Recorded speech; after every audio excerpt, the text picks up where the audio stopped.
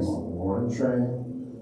It's a blues song. I play in a blues band called the Ravens, so we actually play that song yet. I was telling you, I have this gospel song in my head called Get Right Church. Do you know that? No. Song? Well, it's probably an old Missouri tune. It's definitely a southern, Test. I play the guitar, I play the slide guitar. Really? He's a blues guitarist. Have you played with each other? He's a better musician. I just make a loud He's noise. going to play for March. It's a joyful. It's pretty rough. The next verse is the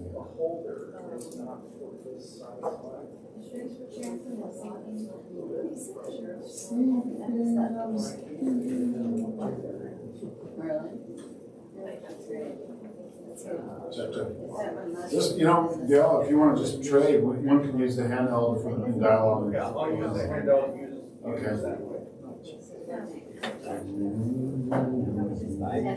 Testing. Oh, this one's much better. Do you see? Yeah, You've shifted to sound. See how much higher I am now? You're taller. Standing tall.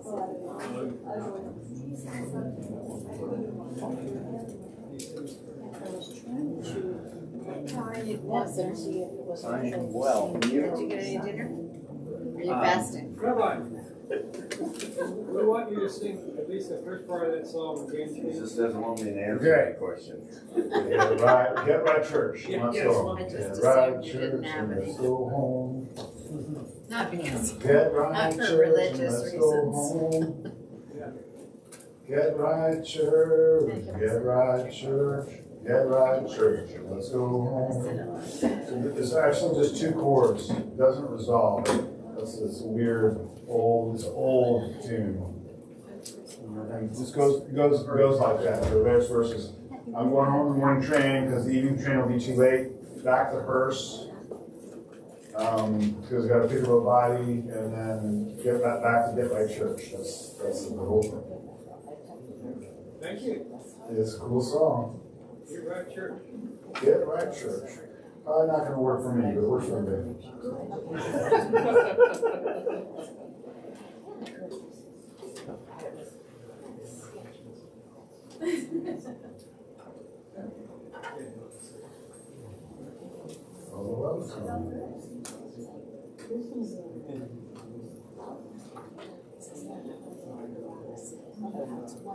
So come visit. I'll say something and then have you food.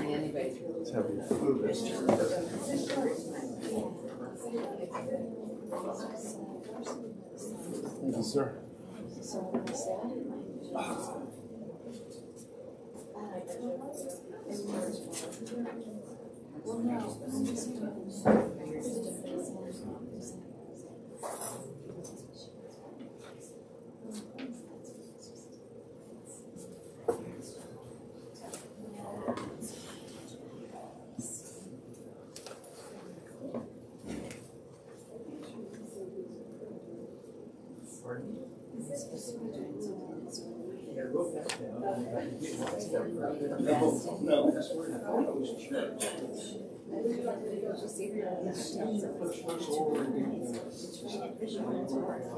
Tell Zoe.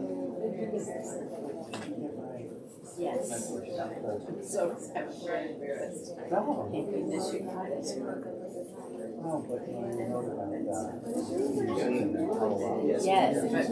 Yes, but play all the time, so they won't do it.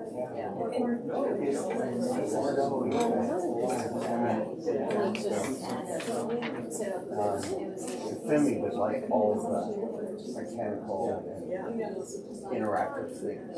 And Well, Anna's a steam educator, so. I mean, it's then you go outside and there's this miniature. They have a On their sharing, they're sharing grandparent stories. They're almost the same age. So this is for instance. So see, there's It's weird. The city's There's a tunnel you can go to, and at the end of the tunnel, you see deer cats running. She got to the end, and she turned around and looked at us. So then Yeah, I'm 72.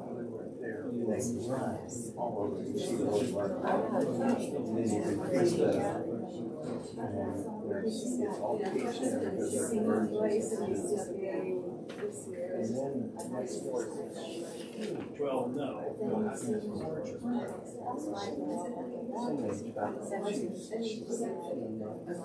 let's almost do it too. Yeah, next week. All right.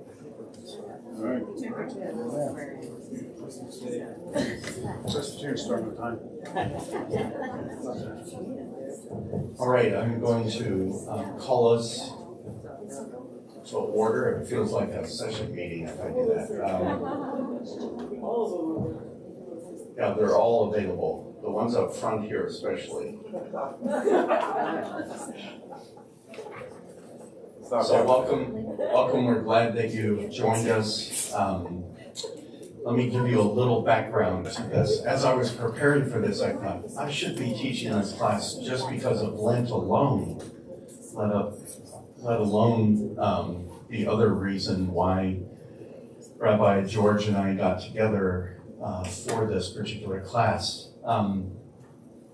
He extended an invitation to me along with other pastors in our community and religious leaders of other faith groups to look at fasting as a way to unite our communities of faith in response to needs within our community, and to call attention to those needs through the act of fasting, but also united together as a response. And so our very first event will be on March 2nd, and I'm going to have Rabbi Gittleman explain a little bit more of how that came about and what its purpose and intent is, because both he and Rabbi Irwin at Ner Shalom. Ner Shalom in Katati. Candle of peace or light of peace. Okay, all right. So they came up with this idea together, and a number of churches and organizations have joined on. We've been in contact with Catholic Charities in the Living Room as co-sponsors of this particular event, and I've tried to get a hold of Redwood Gospel Mission, but haven't gotten connection. They're really hard to work through the chain of command or something, I'm not sure, or I got the wrong email or something. But that said, we want to just give some background to fasting, and fasting particularly in relationship to the season of Lent is very particular, and I'll talk about that. But Rabbi Gittleman's going to share some texts with us from Hebrew scriptures and reflect on fasting as a tradition, but also as an act of faith, calling attention to social justice and other forms of needs that arise. So with that, I'm going to introduce Rabbi Gittleman and welcome him warmly. Thank you. Thank you, Reverend Flowers. You have to call me George or Rabbi George. He's the only one who calls me Rabbi Gittleman. Rabbi Flowers sounds pretty good. He is my rabbi. In all seriousness, actually. He's like the pastor I call when I need a pastor. So it's always great to be here. I'm always honored to be here. I just really appreciate you all as a group. You created a place where you want to learn, and you show up interested. And you really live for me the idea that we can pray through study, and when we learn, we pray together as well. So, and this is an exciting project, and it's a new thing for all of us. I don't know anyone who's ever tried to do this, and this is the first time I've really tried to teach about fasting, believe it or not. So this is the first attempt. Over Yom Kippur, I gave a sermon about it. But it's the first time I've tried to just lay it out a little bit. I want to begin first by just telling you the setting, like how we came to this idea. because it wasn't either of our ideas. In fact, I didn't think much about fasting until I heard Rabbi Erwin Keller of Congregation Ner Shalom Katati, a little synagogue, really bright, interesting rabbi, speak last spring at our virtual community celebration of, I think, what you call Pentecost, Shavuot.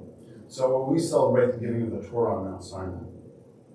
We do a collaborative. I teach, he teaches, other people teach, and he taught about fasting. That evening, Reb Erwin, he sometimes goes by Reb, which is an Eastern European title, where Rabbi Erwin noted Judaism's deep tradition of fasting, and then he posed a question: why not pick up this ancient and uniquely religious practice of fasting as a contemporary form of protest, like Gandhi's fast in India against British rule, or Cesar Chavez's fast over agricultural workers' exposure to pesticides? And I want to know, Reverend Dale and I are going to use different language, and each church and synagogue is going to approach this differently.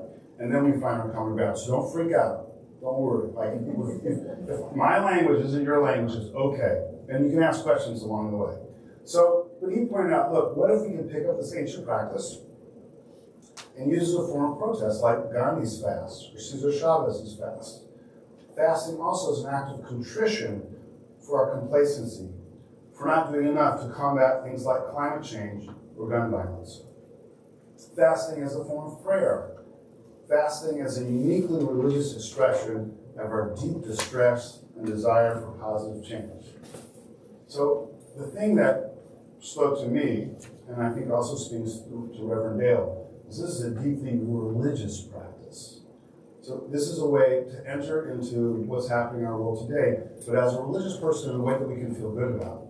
So we're not stuck on the news, upset or ashamed of the way religion is being used. Rather, we can bring our religion and our values into the news in a way that we would feel solidly, I don't know what the word is, like pride, probably not the right word, but it feel right to us.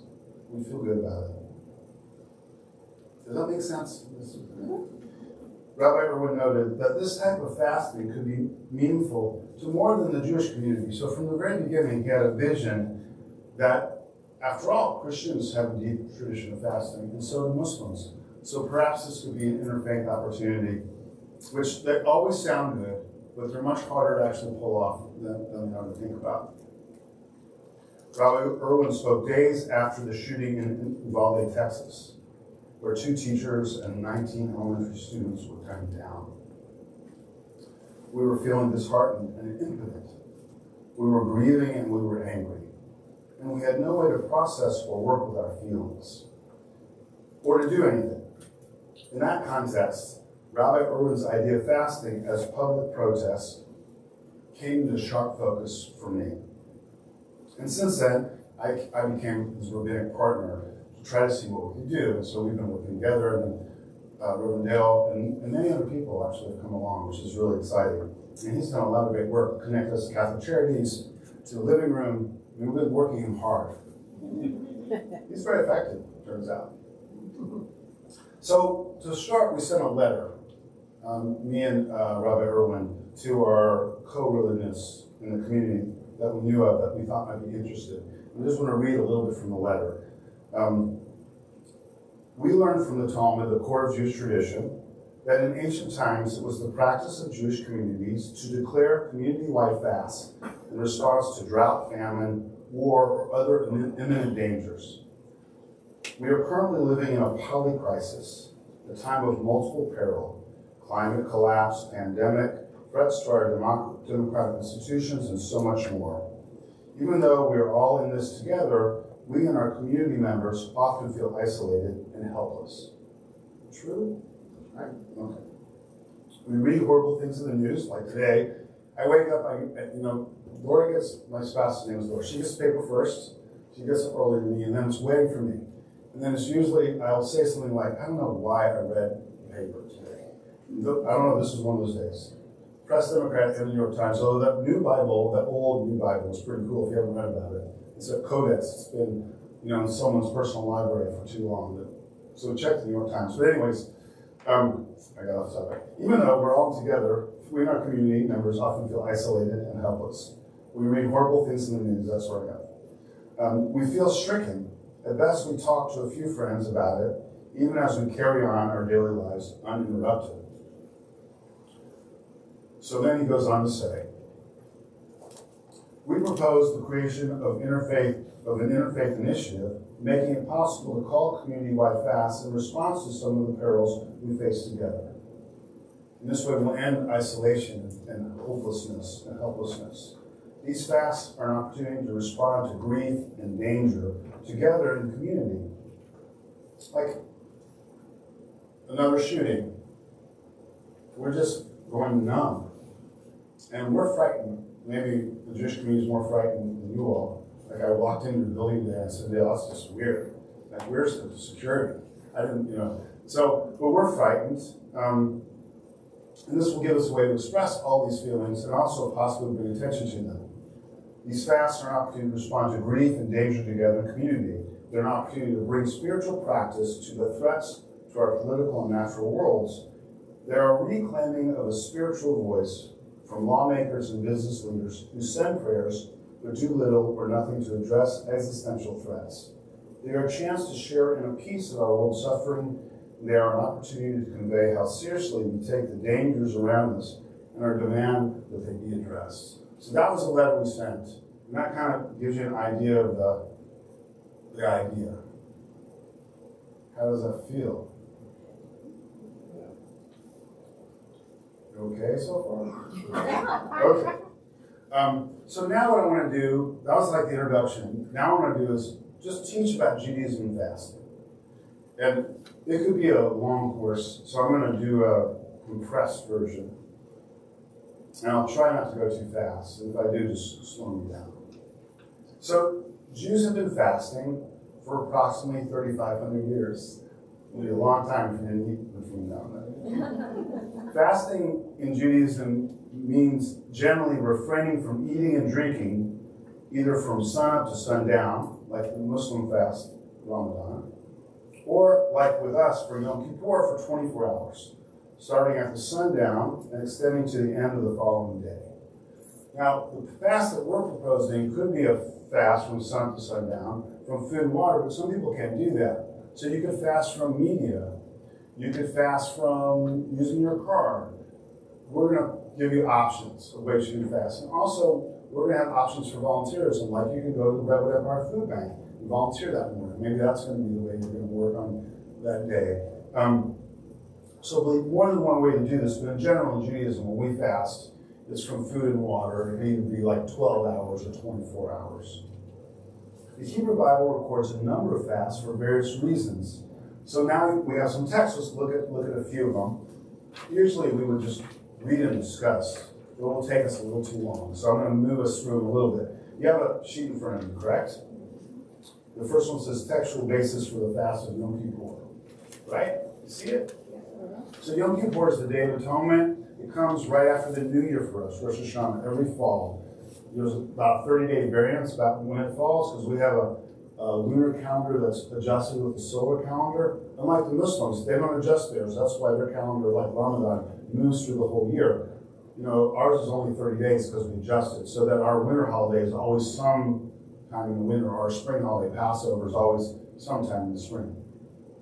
So the basis for the fast of Yom Kippur, our Day of Atonement, which is 24 hours, comes from Leviticus 16, verse 29. And it says there, "And this shall be to you a law for all time. In the 7th month, on the 10th day of the month, you shall practice self-denial. And you shall do no manner of work, neither the citizen nor the alien who resides among you." And I put the Hebrew here mainly for me, but could go back and read it. But we'll keep going. Want to read? "Ki bayom hazeh yichaper alechem, l'taher etchem, mikol hatotechem, lifnei Adonai titharu. For on this day, atonement shall be made for you, to cleanse you of all your sins. You shall be clean before the Lord. It shall be a Sabbath of complete rest." You might say Yud Hey Vav Hey in your copy. It shall be a Sabbath of complete rest for you, and you shall practice self-denial. It is a law for all time.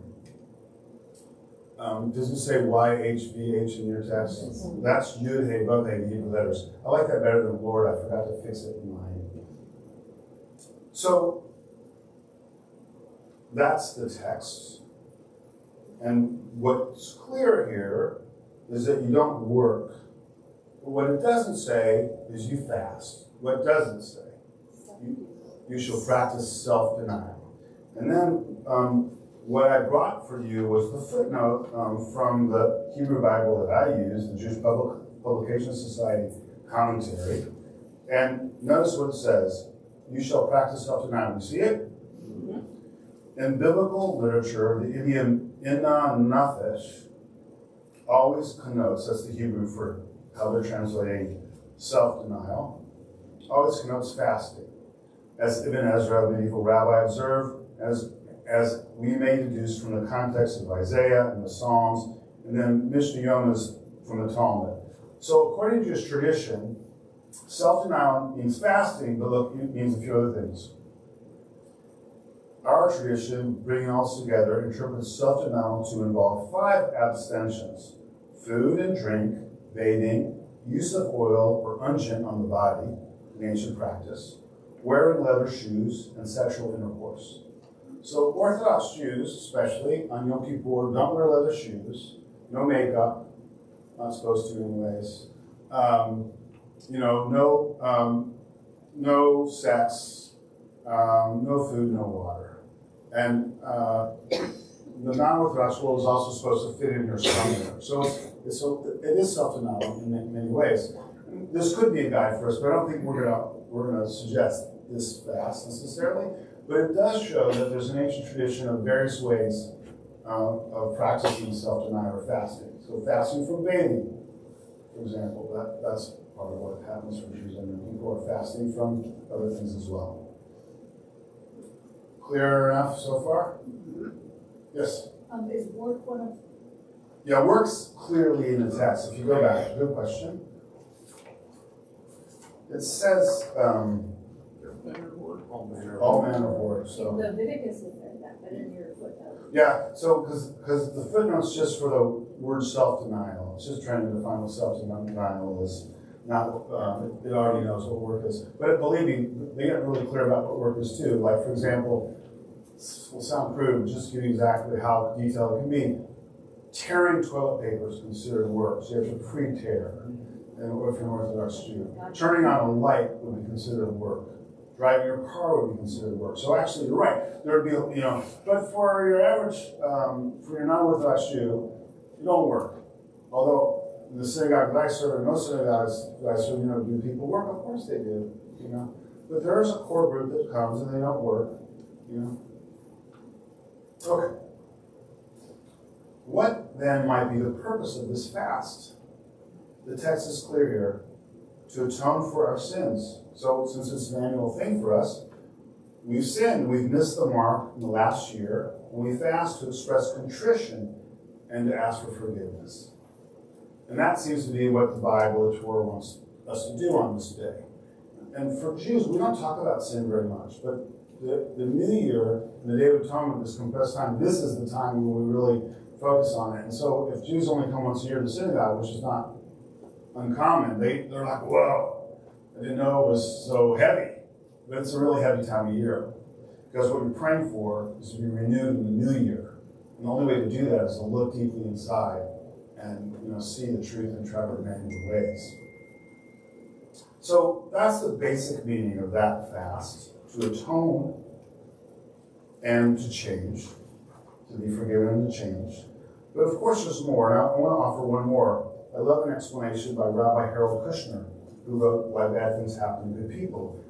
He teaches that we fast because we can, which I'll explain.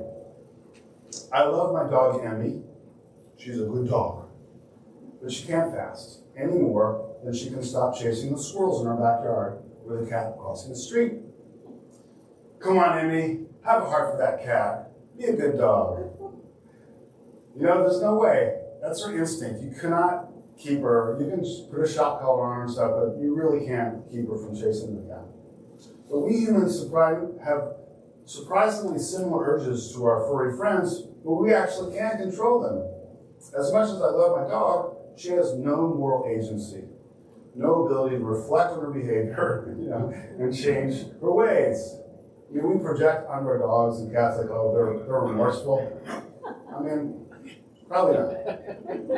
But we can be. So fasting in this sense is a reminder that we can control and even change our behavior. Fasting works against the cynic inside each one of us that says, I can't change, this is simply the way I am, or the world can't change. It's just the way of the world. So that's one way to look at fasting, or a couple of ways. Contrition, sin, forgiveness, and also a moral agency that actually we fast because we can. It's practice for being a better person in the new year or any time.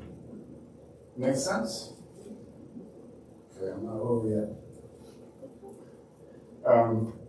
Now I want to move to another text, Jonah. But are there any questions before? I don't need to rush. Yes?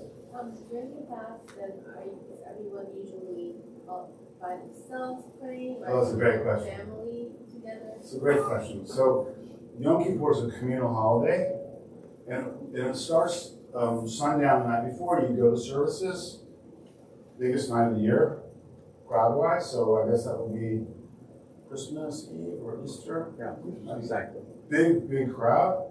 And then services go for a couple hours that night, and then services they start at like 9:30 in the morning for us, and then they go till, not really the sundown, till about 5:36. And the idea is that you're there all day. Not everyone stays all day, but that's the idea. So you fast together. You go through it together. It starts out, and the power of that is that everyone breaks down by the end of the day. And that's where the real stuff happens. So that's what I try to tell people. Try to stay for the whole thing, because the big stuff happens in the afternoon, when you're hungry, when you're tired, and that's when we remember the dead. It's called Yisker. By the time we get to Yisker, we're already broken open. And Leonard Cohen, there's a crack in everything. That's what lets the light in, and that's the way it works. Like broken open. That's where the contrition, the forgiveness. I mean, it can happen other ways, but that's the idea. So we fast together, we suffer together. We actually pray in the first person plural. We don't say, I have sinned, we have sinned. And we do litanies of sins. And I always say, if someone was from another planet and they dropped in, they think we were the most sinful group they could imagine. Because everything is said, things you would never do. And we say them together because we would maybe never do, but someone in this room might have done them, and we don't want them to be alone with their suffering. And also, we feel responsible for the Jewish people, so even if none of us are not in that room did whatever that one sin is, someone in the Jewish world did, and we're bringing that to God too. Yes? I want to know about the security you were talking about. So, tell me about that in your synagogue. So, I won't spend too much time, but yeah, we have a closed gate. We have cameras, we have alarms, we have things I'm not talking about, and we have paid armed guards whenever we have people there. How long has that been? It's been for a number of years now, 5, 6 years. I mean, it's gotten more intense, but yeah. Most synagogues now, do you know? Well, certainly urban synagogues, we have more security than any synagogue up here, but we also have more people coming and going, more kids. And so, yeah, it's a lot. That's part of what it means to be Jewish in America. And actually, it's worse in other places. Let's go to Jonah. So there's a book in the Bible called the Book of Jonah. It's part of the prophetic literature. I don't know how familiar you are with the Book of Jonah, Jonah and the whale. So, okay, some familiarity. So remember, Jonah gets called to go to the city of Nineveh, and he's like, I'm not going, I'm going to Tarshish, and he gets on a boat, and God has a different plan for him, and Jonah's, the Jewish guy, but he's really kind of the schmo, because the sailors are like, they're praying to their gods, and he's asleep in the bottom of the boat, and they're like, get up and pray, and they're like, what's the problem? And he tells them what he's doing, they say, oh, you're the problem, but they don't want to throw him overboard, because they don't want to be responsible for killing someone. So finally, they throw him over. It's just really interesting, by the way, that in this story that Jews read every Yom Kippur afternoon, the good guy is not the Jewish guy. Definitely not. So Jonah gets thrown overboard, gets sucked in by a whale, okay? And then the whale spits him out on the edge of Nineveh, okay? That's the story. So God says, in the whale, there's a not so great biblical poem where he asks for forgiveness and he gets spit out there. So the very stinky prophet shows up in Nineveh, and he says basically this. Let's pick it up, Jonah 2:11. The Lord commanded the fish, and it spewed Jonah out upon dry land. See, I thought I was making up the spit out part. It's also smelling very nasty. But I didn't. The word of the Lord came to Jonah a second time. Go at once to Nineveh, the great city, and proclaim to it what I tell you. Jonah went at once to Nineveh in accordance with the Lord's command, or Yud-Heh-Vav's command. Nineveh was an enormously large city, a 3 days walk across. Jonah started out and made his way into the city, the distance of 1 day's walk, and proclaimed, 40 days more, and Nineveh shall be overthrown or destroyed. And the people of Nineveh believed God. They proclaimed a fast, and great and small alike put on sackcloth. When the news reached the king of Nineveh, he rose from his throne, took off his robe, put on sackcloth, and sat in ashes. And he had the word cried to Nineveh, by decree of the king and his nobles, no man or beast, or flock or herd shall taste anything. They shall not graze, and they shall not drink water. They shall be covered with sackcloth, man and beast, and shall cry mightily to God. Let everyone turn back from his evil ways and from the injustice of which he is guilty. Who knows but that God may turn and relent. He may turn back his wrath so that we do not perish. And God saw what they did, how they were turning back. It's called teshuvah in Hebrew, from their evil. And God renounced the punishment he had planned to bring upon them and did not carry it out. That's why we read that when people are one of the reasons, because they do teshuvah, they change. And so God forgives them and they have new life. So I didn't bring the rest of the book, but you know, is Jonah happy? What just happened? He's not. He's like, why'd you do it? Like, this is making me look bad. Jonah's just, he's really an unpleasant prophet. This is an enigmatic guy. It kind of goes to show that God picks who God picks. And when God calls, you either listen or, you know, I'm not sure what happens when you don't listen. It's nothing good. So, You get swallowed by a fish? yeah, very good. He was lucky enough to spit out. Okay, since we're having fun, let's look at a few more, or at least one more. A similar example is the book of Esther. Okay, do you all know the story? Okay, you guys are great. Good I teacher. love this. I love it, really. I love it. It warms my heart because I can't tell you how often I'll be teaching and I just start from the very beginning to get anywhere, which is okay. No judgment, it just makes it harder. It makes me worried, you know. Okay, so you know then that Esther is picked as one of the king's wives. And just an aside, the book of Esther is a story of the vulnerability of exile. And also, we learn that part of the vulnerability of exile, I'm sorry to say it this way, it's rape. You think Esther's like, oh boy, I want to do this? No way. And even though that story, the story of Archale Purim is considered a kid's story, when you read the story, there's nothing children-friendly about the story. Nothing whatsoever. It sort of pasted over. So, Esther is in this awful position that her life depends on her relationship to the king. And there's, you know, a very powerful man in the king's court who's going to kill all the Jews.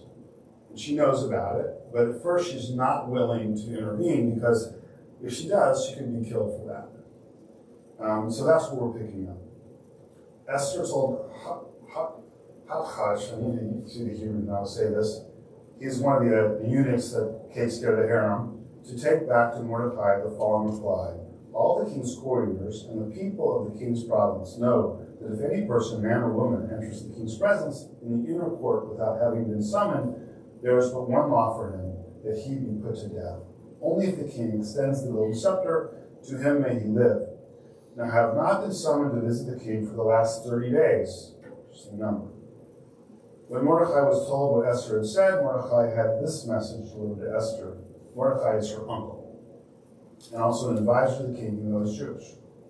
Do not imagine that you, of all the Jews, will escape with your life being in the king's palace. On the contrary, if you keep silent in this crisis, relief and deliverance will come to the Jews from another quarter, while you and your father's house will perish.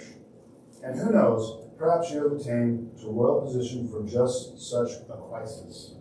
So the hard part of this statement is, don't think you're ever safe just because you have this, you live in high society. And if you want to go through Jewish history, that's always been true. No one's safe. When it's no longer safe to be whatever, Jewish in this case, no one's safe. The more inspiring, less frightening part of the statement is this. Who knows, perhaps you have attained to royal position for just such a crisis. So that's the spiritual message for every one of us. Like, who knows, this happened because maybe it sets you up to do this. Maybe this hurt can help you heal this. Maybe this disaster can bring you into God's grace in this way. That's the way I like to read it. I can take that with me. The first part gives me a chill. Then Esther sent back this answer to Mordecai. Go assemble all the Jews who live in Shushan and fast in my behalf. Do not eat or drink for 3 days, night or day. I and my maidens will observe the fast the same. Then I shall go to the king, though it is contrary to the law, and if I am to perish, I shall perish. So Mordecai went about the city and did just as Esther had commanded him. And we know the outcome. They were successful. There's a bloody end of the story, if you remember, which is also not part of the kids' tale. You ever tell me that? The Hebrew Bible has its interesting aspects. It's quite the series of books. So there are many other examples of fast in the Hebrew Bible. One really poignant one is King David fast when he finds out that his son's going to die because of his adultery with Bathsheba. And it's not successful, and he says something like, I will go to him, but he'll never go to me, which means he's going to die, my son, and I'll go to him in death, but my son will never come back to me. It's a really touching, sad passage. I didn't bring it because we have so many. And we want to focus on successful fasts. Maybe it was successful, just in a different way. So I'd like to move from the Bible to what I would call rabbinic literature, which is the core of Jewish tradition, specifically the Talmud, which is the core book, or series of books written over the first 500 years of the Common Era. Very hard to get a grasp on it. You just have to trust me. So you may be surprised to know that a whole section of the Talmud, like one book in the many series of books, is devoted to fasting. A whole section. The Talmud was written down, again, over the first 500 years of the Common Era, and it's a source of most Jewish life, and one whole section is about fasting. And much of these fasts relate to something we all can relate to, and that is drought. Like, the big focus is what happens when it doesn't rain in the land of Israel, because the land of Israel has very similar weather to us, but no aqueduct, no way to get water other than, there's some ways, but not many. Like, if it doesn't rain, they don't grow their crops, and they starve. So they're really concerned about rain, and there are many, many, many stories in this part of the Talmud about fasting when it rains. So, one story. So just about the general fast, they usually start less severe, and then if the rain doesn't come, they get more severe. And they start with a small group, and then the group gets bigger, and the fast gets longer until the rain comes. That's the way they work. And then intermixed in these stories and rules about fasts, there are stories, and one is about Honi the circle maker, who was a shaman, a Jewish powerful miracle worker. And he was called Honi the circle maker because he was called to make rain. He would draw a circle, he would stand there, and he would argue with God until it rained. And that's how the rain came. And you can take them seriously or not. I mean, I believe some of these stories are true, maybe not all of them. So, but the story that I love the most about Honi the circle maker is that he drew a circle, and he prayed for rain, and rain didn't come. They fasted, the town didn't come. And then he had a conversation with God, and God said, the reason why it's not raining is there's no compassion in this village. And go tell them to have more compassion and kindness with each other, and the rain will fall. And so Honi went back to the people and said, you need to open your hearts to each other, and if you do that, the rain will fall. And it did. And for us, also, rain feels like compassion. So it's just a very sweet story. And that way, too, Honi the Circle Maker, kids love that story, too.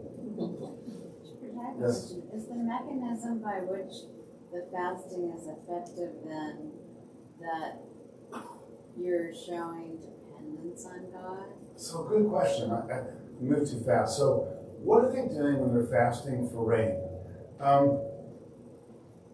It's, I think, more than one thing. Part of it is, well, what do? We need to, like, in their sense of the world, God controls the leaf on the wind. God is in history. And if it's not raining, there's a reason.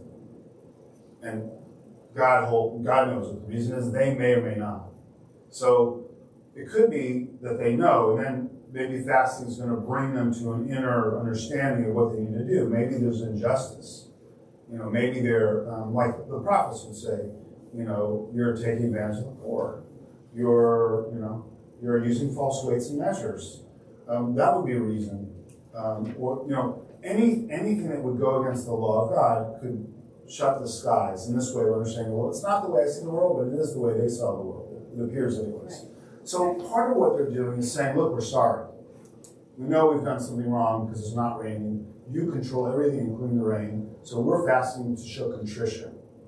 And I think that's the main thing. And then whether they know or not exactly what they've done is another question. And that's where the prophets come in. Because they come and say, well, you think fasting changed anything?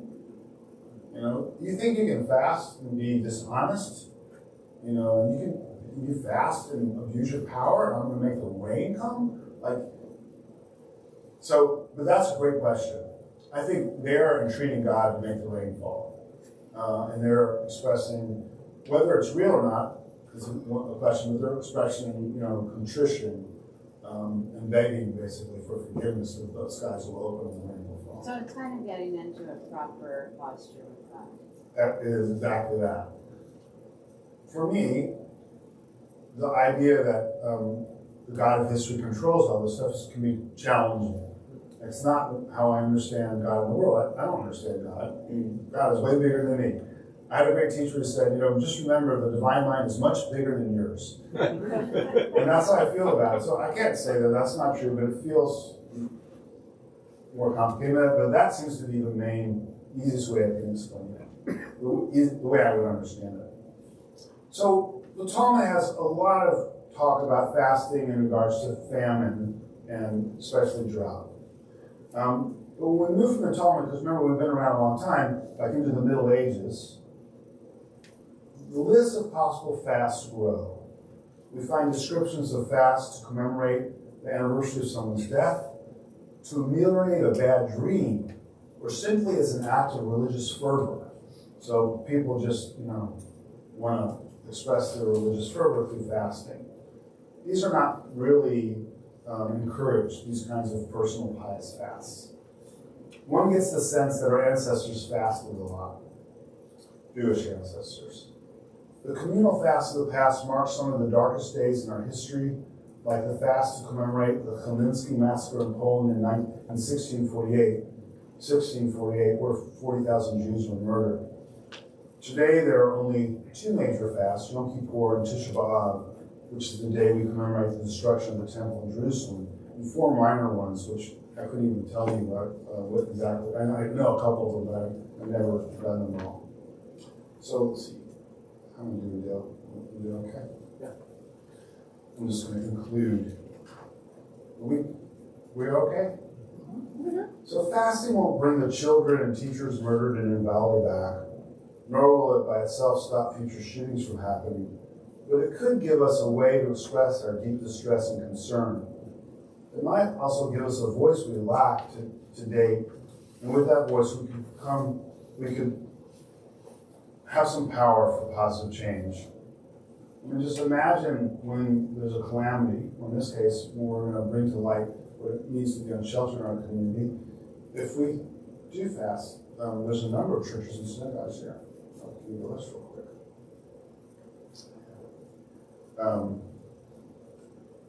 So here's the group: Christ Church, United Methodist, Community Church of Sebastopol, Congregation Ner Shalom in Katati, Shir Shalom in Sonoma Synagogue, Jermei Torah, First Presbyterian Church, Redwood Forest Friends, Sonoma County United in Kindness, St. Stephen's Episcopal Church, Unitarian Universalist Congregation of Santa Rosa, Catholic Charities, Interfaith Council of Sonoma County, Homeless Action Sonoma County, The Living Room, North Bay Organizing Project Religious Leaders Caucus. Nice group. So on that day, we're all going to be doing this together, and maybe we'll get some press, and we'll certainly be able to come together at the end of the day. And I think it will be meaningful, and it also might shed light on the tragedy of the unsheltered community, and who knows what could happen from there. It is a leap of faith. We have no idea. First one may fizzle, the whole thing may fizzle, or something big could happen. It doesn't really matter, though. Like what matters is really, what we do, what comes from here. Fasting is also not an end in itself. I would call it an opening, an opportunity to express our deep distress, to pray, to ask forgiveness, to bring our spirit, yes, our religious convictions to the tragedies of our time. And that's the thing. I'm tired of apologizing for being a religious person. And it's lovely to be able to bring a religious practice to our community in a way that meets the needs of what's happening right now in the community. As a caution, I'm going to close with what Isaiah has to say about fasting. It already came up, but just because he's so articulate. And we also read this on Yom Kippur too. He writes, why when we fasted did you, that is God, not see? When we starved our bodies, did you pay no heed? Because on your fast day you see to your business and oppress all your laborers. Because you fast in strife and contention, and you strike with wicked fists. Your fasting today is not such as to make your voice heard on high. Is such the fast I desire, a day for men to starve their bodies? Is it bowing the head like a bulrush, and lying in sackcloth with ashes? Do you call that a fast? A day when Yudhe is favorable? No, this is the fast I desire, to unlock the fetters of wickedness and untie the cords of the yoke, to let the oppressed go free, to break off every yoke. It is to share your bread with the hungry, and to take the wretched poor in your home, when you see the naked to clothe him, and to not ignore your own kid. Then shall your light burst through like the dawn, and your healing spring up quickly. Then when you call, God will answer. When you cry, God will say, Hineni, here I am.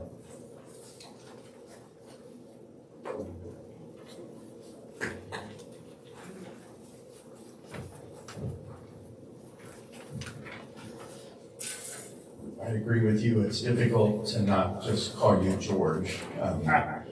So show you deference and respect. Sorry about that. There. If you just turn that one off, okay.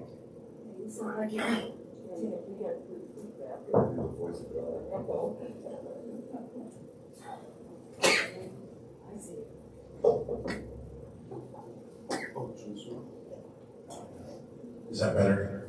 No. No. I like it. So don't use this? Yeah. Okay. Now I We am. can hear you, Bill. Okay, how? Just unmute. How's that? Is that better? That's Oh, okay.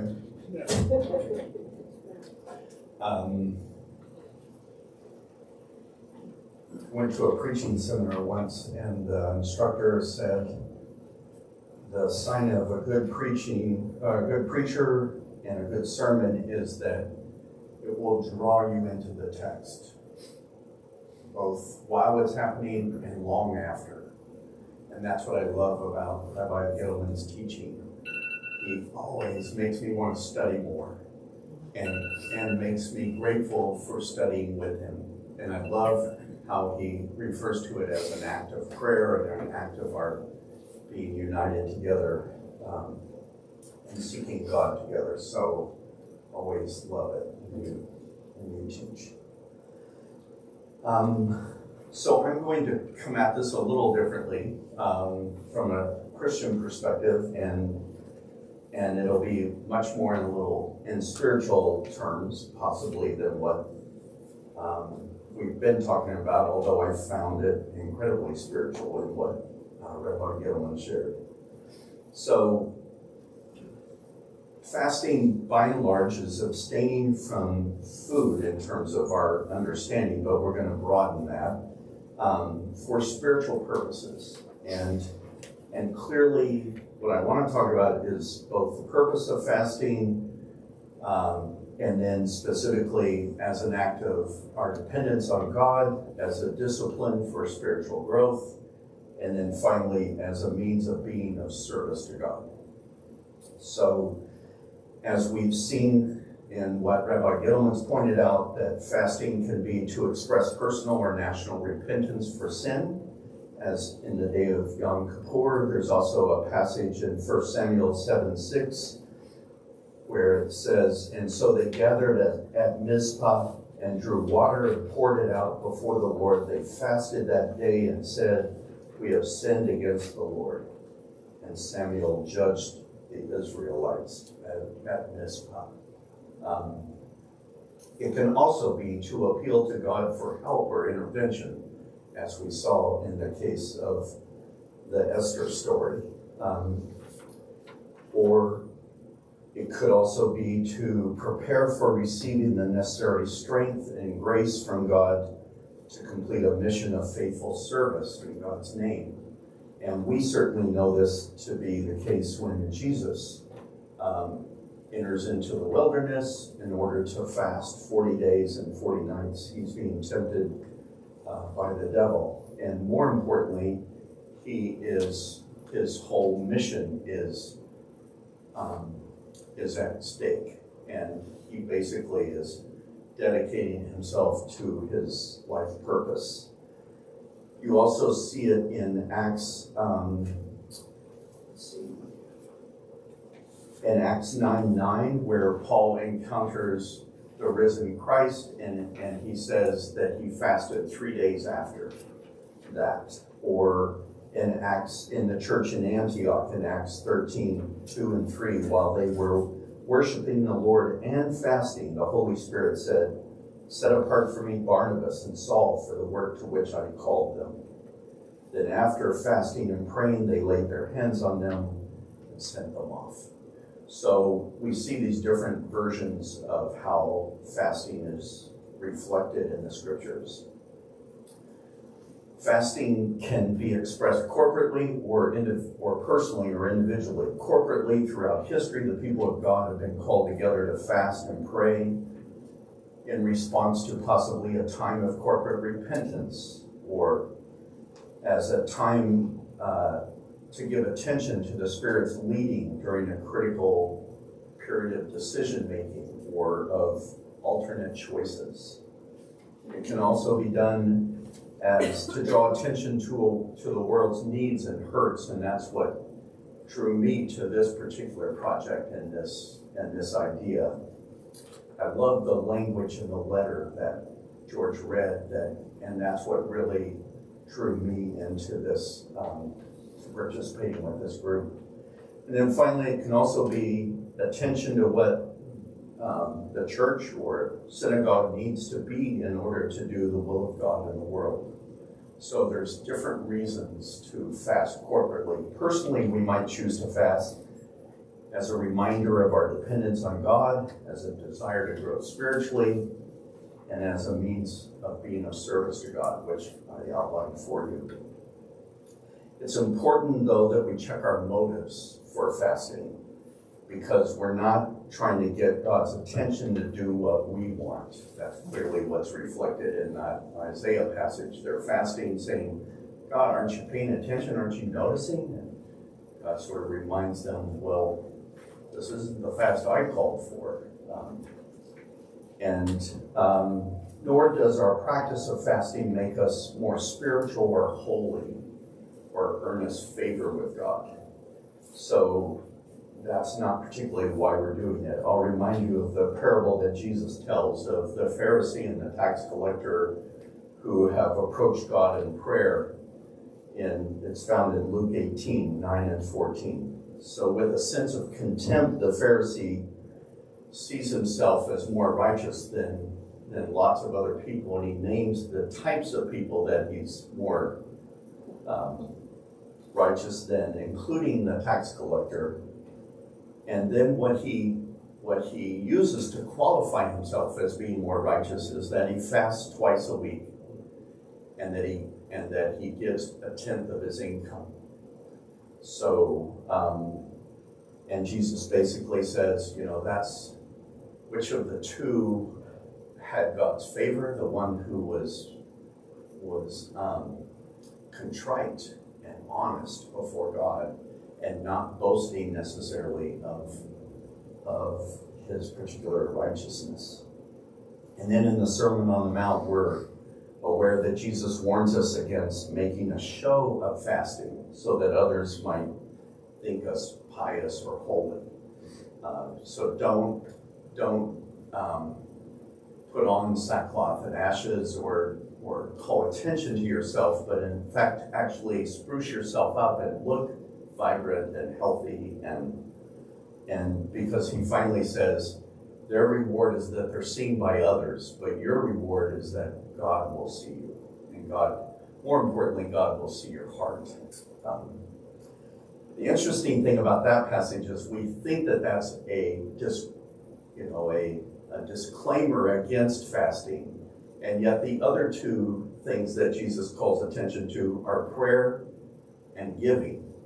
And you'll notice we don't discourage that in the church.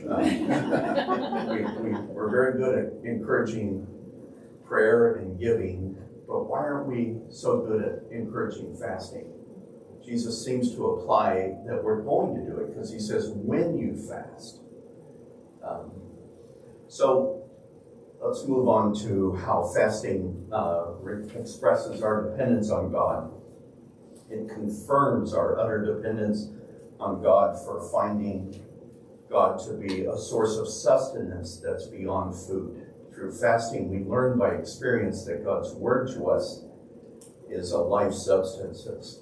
That passage from Deuteronomy 8 that Jesus cites when tempted to turn rocks into bread by the enemy, he says that one does not live by bread alone, but by every word that proceeds from the mouth of God.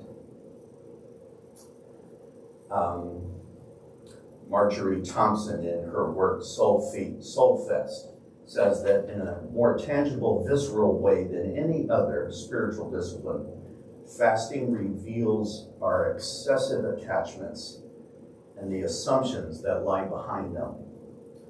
Food is necessary to life, but we have made it more necessary than God.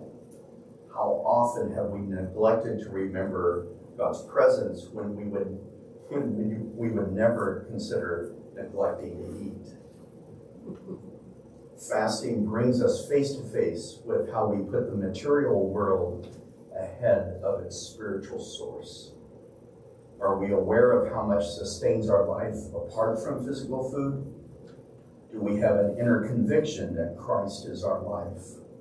Will we comprehend little of how we are nourished by Christ until we have emptied ourselves of the kinds of sustenance that keep us content to live at life's surface? So one of the things that fasting does is it just brings us into that awareness that,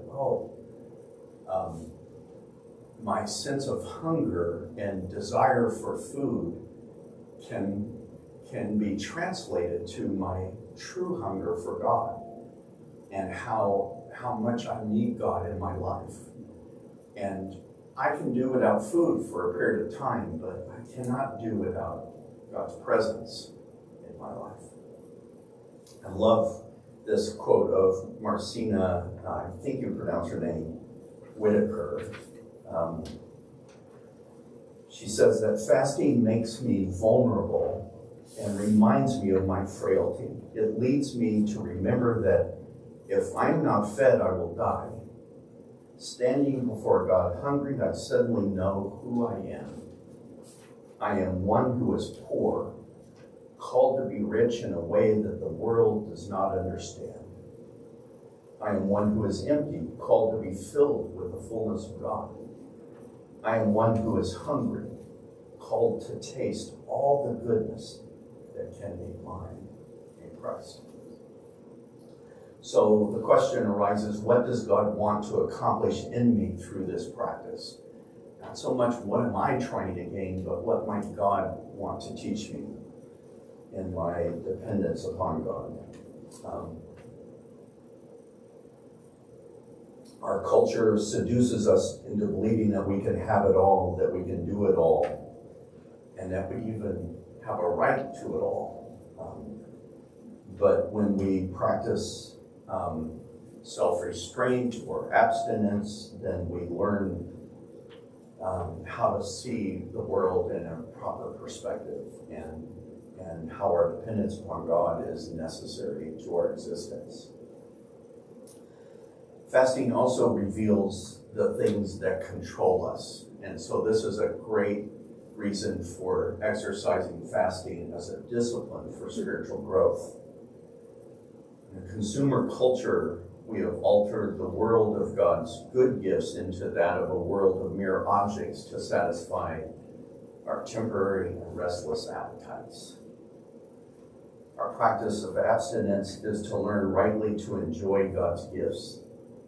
And disciplines of abstinence help us relate to food, to drink, to sex, to money, to recognition, a lot of other things in life as lovely gifts to be enjoyed in moderation and gratitude, rather than as objects of consumption to fill our emotional needs or voids. One person reflected on the effect of abstinence by saying this: it left me starkly alone with my life. And when you do go through a period of deprivation, it does make you look at everything else and weigh what really matters. I was reading John Stott talking about suffering and illness and how it left him feeling frail and vulnerable and weakened. And he hated it because he always liked to be in control, he liked to be in charge, and when a severe illness or some tragedy strikes us like that, it just pulls us back, or it breaks us open to see things we don't look at otherwise and consider. I like this quote of Dallas Willard's: "We dishonor God as much by fearing and avoiding pleasure as we do by dependence upon it or living for it." So to have that proper perspective of what is a gift and what we might refrain from in order to have a greater awareness of how we can grow. So part of the exercise of fasting for spiritual growth is to ask the question, what do I do to excess? And perhaps fasting from our cell phones might be a really interesting practice, because so many of us have just gotten used to just looking at it 24/7. I don't know about you, but our generation of children, whenever they're around, it's kind of like, can you just be present? Can we see each other eye to eye and not have to have the phone be present with us? What I do to excess reveals my inordinate desires and my compulsions and my attachments that have control over me. And so learning to ask God to take that place and to help me understand what I live for or what controls me. One of the authors, can't remember who it is, it might be Thompson again, suggests journaling during a fast, so that you reflect on what it is you're learning, what your cravings might teach you, what the experience is like, and whether it is indeed leading you toward a sense of dependence, or it's just an irritation and a frustration that sort of thing. Related to this as a spiritual discipline, what a better way to observe Lent, the season of following Christ, identifying with Jesus in his journey to Jerusalem and to the cross, than to exercise or to practice fasting, either once a week or sometime during the Lenten season, because it reminds us how Jesus gave up everything, including his life, for us. And it also then, it's so much more meaningful in that regard to me than simply giving up something for Lent, like chocolate or coffee, or, sometimes people will do that so that the celebration of Easter is more pronounced. But almost anytime I've heard somebody do that, they can't wait to get to the thing they've given up rather than celebrate what the goal is. Fasting combined with prayer is a potent means of making us available to the cleansing, the restoring, the empowering grace of God. And I love including grace of God in there rather than some other way in which we might see God serving us. And that leads me finally to the last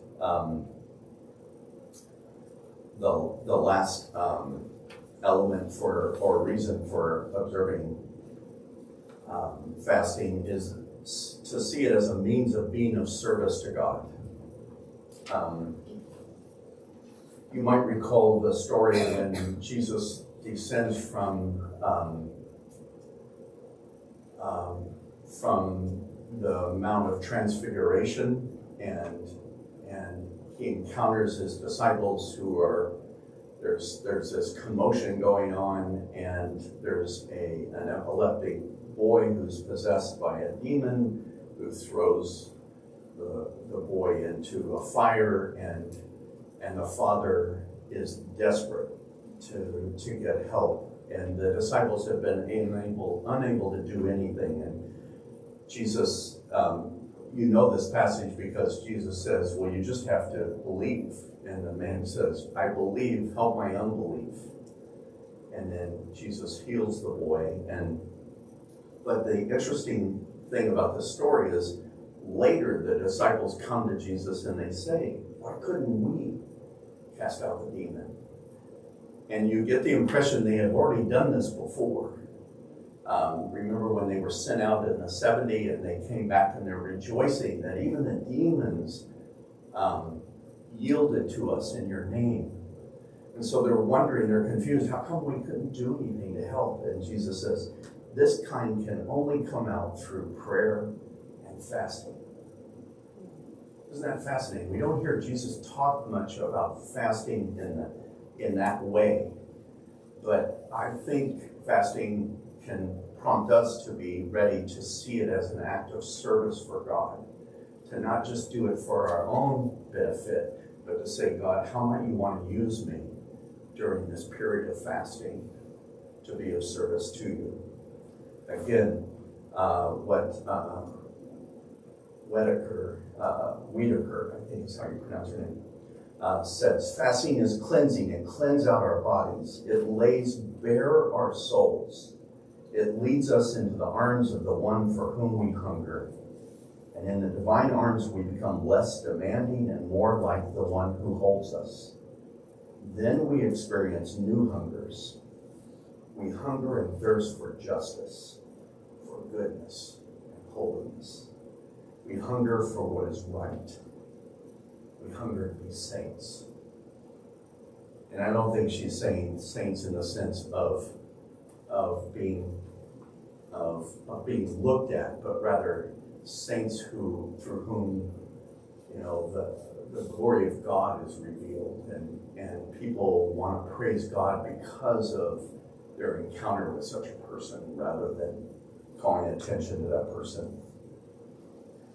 I think most of us are not nearly hungry enough for the things that really matter. The other day I was convicted. I went to get coffee during the coffee hour, And as I'm reaching for the cup that someone's handing me, which is gonna get thrown away, Emily is handing her mug that she's brought with her so that she doesn't use a cup.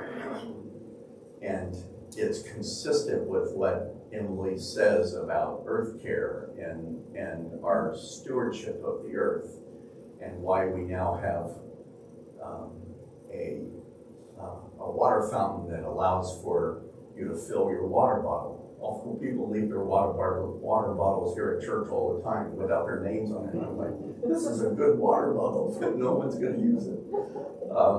So there's ways in which we can be made aware to other things, and it makes me aware of being a consumer and how I might do a better job of caring for. Another thing I read was during a fast, someone talked about doing their shopping and their banking at another part of the city that's a lower income portion of the city where you don't normally traffic, or that's not your neighborhood, so that you become aware of what people's lives are like in that part of the world. And I thought, wow, what a powerful, and all because they became aware through fasting to do that. Felt led by the Spirit to do that. So with that, I want to just provide a couple practical matters about fasting. Before that, let me say the other forms of fasting, just as Rabbi George mentioned, we can refrain from media, and instead of the stimulation of radio or TV or our phones, choose silence, choose to engage in sounds of nature, and just enjoy the natural world. Abstain from throwing away and packaging. Becoming consciously aware of unnecessary waste. Abstain from shopping. Abstain from judging others. Wow, that would be quite an abstain from overscheduling. I read that one and said, oh, no, that's not possible. Some practical matters about fasting is to make it a matter of progression. It's not the kind of thing where you start out and say, I'm going to do a 3-day fast. That would not be wise. It would be much better to do a partial fast and just to get used to it and then to understand it, or to fast from sunup to sundown and then enjoy a meal at the end. But then train yourself over time to experiment and do something else or grow it so that you learn from it. Most of all, to maintain an awareness of your inner heart and your attitude of your heart, because that's really what it's all about. It's not wise to fast if you're sick, if you're traveling, or if you're under unusual stress. It's important to reduce your level of activity and exertion during a fast, and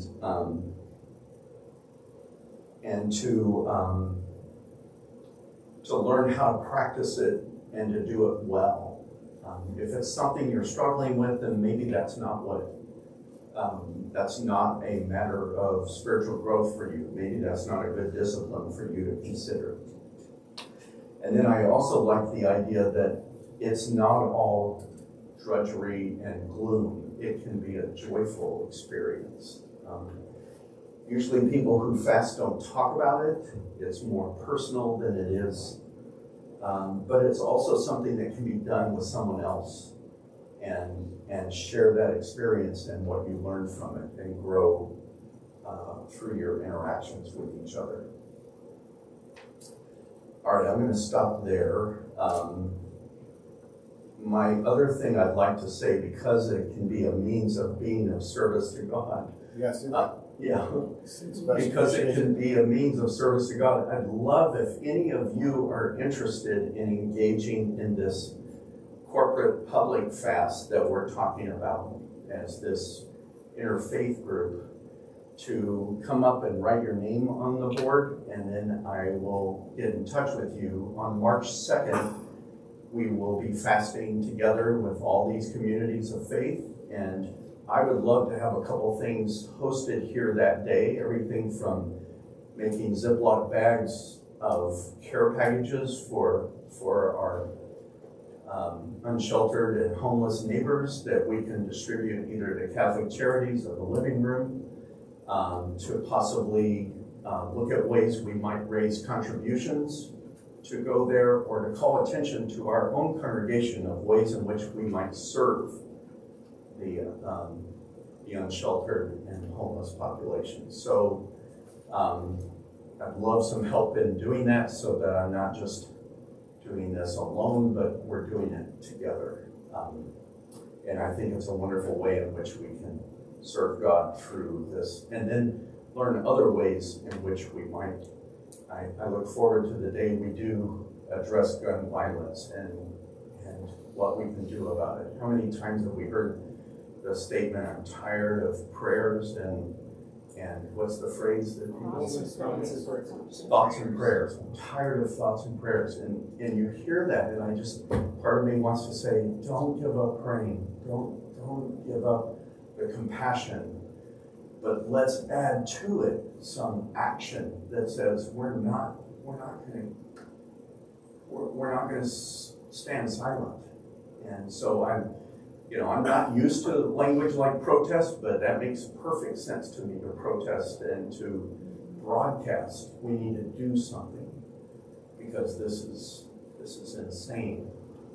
This idea of freedom to bear arms when people's lives are getting lost. So, all right. I have a question. Yes.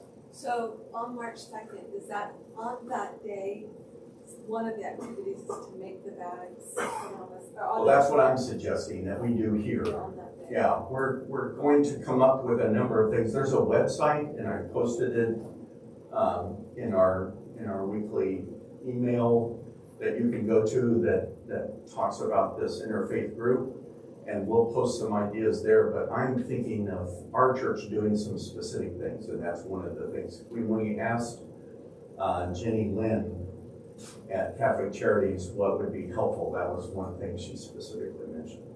And is it all day, or for those who work, like I can work? Right, exactly. No, so that's exactly right. We're talking about gathering. The Living Room has a space that they're going to provide to us called the New Life Center, or not New Life, Life Center. It's just called Life Center.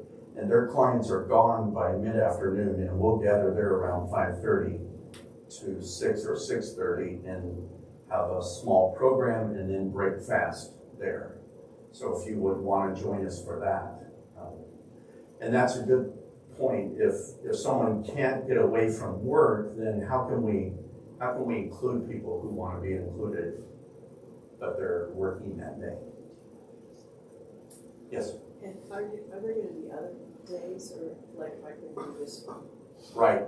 We chose March 2nd because that worked for all these other communities, and the focus is on that particular day is on homeless and unsheltered people.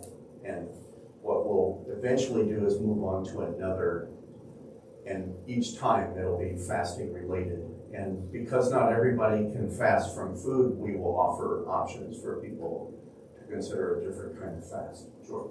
And the idea, the next time, sadly, the idea is that we'll respond to something that happens. So this one we planned, in part because we need to learn how to do it. But the next one probably won't be planned, but unfortunately we know Won't take long. there'll be something. And so we're hoping to be able to do it more quickly in the future once we learn how to do it, if people find it meaningful and worthwhile. Or we can plan others, but that's the idea. Any other questions? Or Will there be a prayer component to that day? I'm hoping so, yes. Certainly, we've talked about that as part of our program that evening, but I would like us to gather in the sanctuary for that purpose. That'd be wonderful. Any other? Is each of the churches, organizations sort of setting up their own approach to it. They're all going to be doing it at the same time, but they'll do it in their own way. Right.